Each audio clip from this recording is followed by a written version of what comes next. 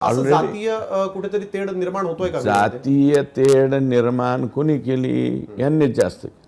माग जे आंदोलन चालू होतं जरांगे पाटलांचं, त्या आंदोलनाच्या वेळेस कोणी केली फक्त जातीय निर्माण? नाही, पालकमंत्री कोण होतं बीडचं? धनंजय मुंडे. मला नाही माहिती. हां. साधं अर्ज जरी दिला, तुम्ही का त्यांचं नाव थेट घेत नाही? नाही नाही नाही, पालकमंत्री तुम्हाला आठवत असतील ना, मला कधी कधी संजय सिंगाने यासारखं होतं गजनीच्या, म्हणून सारखं सारखं कशाला नाव घ्यायचं? तुम्ही नाव घ्या.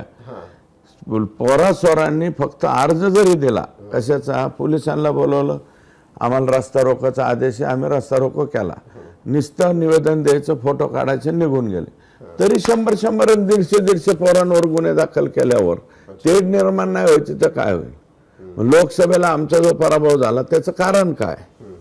त्याला हे कारण हे म्हणजे हेच कारण आहेत ना की तुम्ही 100 पोरांवर, अरे त्या लेकरांचं उद्याच्याला शिक्षण व्हायचे, कोणी नोकरी लागायचे, त्यांचे रेकॉर्ड खराब करून टाकले तुम्ही. अच्छा.